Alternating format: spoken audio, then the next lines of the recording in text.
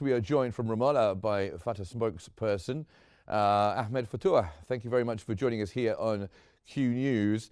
What is your reaction to the Arab League statement rejecting Israel's decision and plan to occupy the Gaza Strip fully?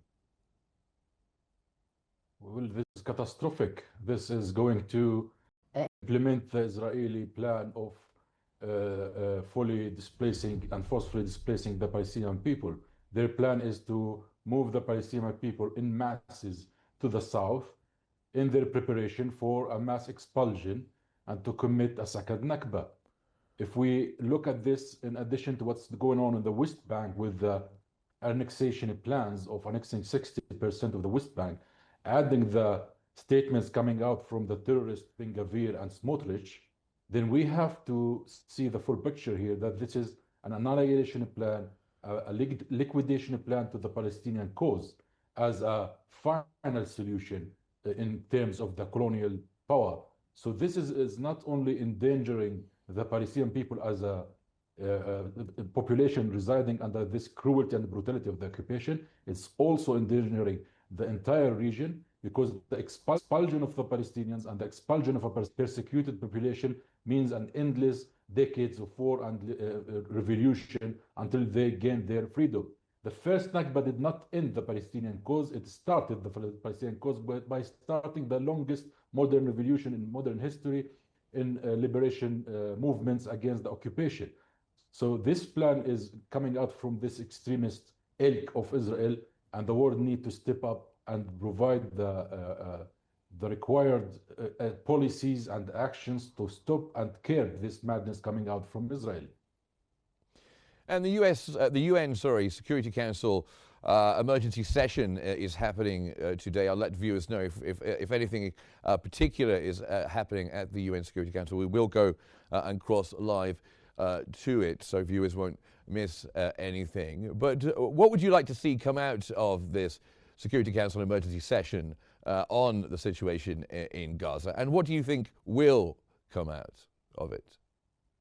What we wish to come out is a binding resolution to stop and end this Israeli war, to bring ceasefire and peace and go forward into the outcomes and follow the terms that came from the two-state solution conference in New York, in order to find a path for peace and go forward into a two-state solution and to find a permanent solution, peaceful solution for the case of Palestine. What is scary until this moment and what's crippling this UN Security Council is the United States. For the past 24 hours or the 36 hours, the United States was trying hard to not make this meeting or to block this meeting. It took place anyways. And that is a great message, a great global message by the world to Israel and to the United States, that they completely refuse and condemn this Israeli plan to reoccupy Gaza, and as we all know, to go forward into the forceful displacement project. Now, the United States position from pre the meeting gives us this indication that they are going to use veto for any resolution that could come out from this meeting, and that is not promising. We hope that this UNC could come out with the resolution, but with your veto, that would be very difficult to be implemented. Of course, the UN can do a lot to stop this ceasefire. The UN could impose sanctions on Israel, could impose trade embargo on Israel, could impose travel bans on Israeli leaders, but that require from the UNC to unanimously vote and support without any veto from the United States. So that is the hurdle here, and this is the United States of America. I hope that we could find a breakthrough to at least stop the war temporarily until we could go discuss through negotiations and peaceful means to go for a peaceful resolution.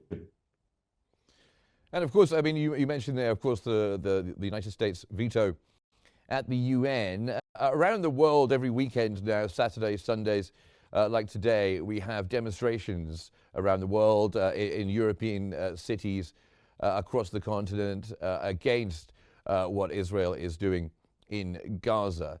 Is there anything more? We've had the change of stance by Canada, France, the United Kingdom. Is there more that those countries could be doing to try and put pressure without the United States on Israel? Of course. Through the UN, as I said, the US is the major bloc. But that does not mean that countries does not have individual or their sovereign right to make sovereign decisions. And here where we ask the world to do that. Canada, United Kingdom, France, and most of Europe have trade deals with Israel, have political agreement with Israel. This can all be stopped and suspended as a way to pressure Israel to stop its war. Now, we have to understand that Israel weapons and Israel money majorly come from the United States and Europe. So they could play the role into applying sanctions in case the UN failed. And that is in favor for peace and in favor for protecting the Palestinian lives who have been dying for the past 22 months. If we have learned anything from the past 22 months, is that pressure alone is not enough to stop Israel. Condemnations and all these solidarity campaigns, of course, it is great. It is important for the Palestinian people, but it's not enough without an actual policies to be translated for actual policies. Demonstrations in the Western world has been, huge and massive for a long time by now, but their governments still are reluctant to take any step further or any policies that could translate this solidarity, this pressure, this popular demand for reckoning, to translate this into an action on the ground and to apply sanctions. And they have the tools and they have all the powers to do so. And what is your view on the repeated Israeli incursions into the West Bank? That is in a grand plan of Israel to undermine the Palestinian state. This all comes in a grand plan for the greater Israel. Israel right now is occupying South Lebanon, is occupying South Syria, is occupying 80% of Gaza. Sorry, is occupying technically occupying West Bank, except few pockets here and there where the Palestinian Authority still can practice their sovereignty in a very little, very minor. So Israel is actually walking into this grand plan of Greater Israel, a colonial plan, and that is against UN Charter, against international laws and resolutions, and against the interests of the entire region. This expansion of war, expansion of occupation, colonization, is going to explode the entire region into wars and revolutions against the Israeli occupation. Nobody going to accept a second Nakba, and nobody can accept his land to be occupied. Israel is now occupying, as I told you, many places, geographic places from the Arab world. And we are afraid that this immigration plan or this displacement plan under the gun is also going to expand this occupation and this struggle further into the Arab world. So it needs to be faced and to be deterred decisively by the Arab world and by the entire region. The entire region has the obligation to preserve the human rights laws and to preserve the UN resolution. So the United States need to be faced and need to change its policies after 22 months of horror and obliteration of Gaza. Enough is enough. And coming back to Gaza, are there internal pressures within Israel that could put any pressure on Netanyahu to have a ceasefire or even stop the war completely? Of course, he has the far-right members of his coalition like Ben Gvir and Smotrich. But are there people on the other side that could put pressure on him? And also the public demonstrations that are ongoing in Israel and Tel Aviv as well? The internal pressure on Israel from the streets, there's many demonstrations against it, and some polls says that about 67% is with ending the war with Gaza. But the problem here is the absence of any pressure on the political level. We are not hearing much pressure from the coalition of Netanyahu. We are not hearing any pressure from self-claimed centrists like Lapid or Gantz, or even from the left. It's very weak, pressure on the Israeli government. So that is what is needed right now, and what is very critical this time, and they are not doing it correctly. The popular pressure or the people pressure from Israel is not enough. That internal pressure is not enough, and we have seen that practically on the ground. So without a political decisive position to curb Netanyahu, it will not be any fruitful or take any shift on his policies.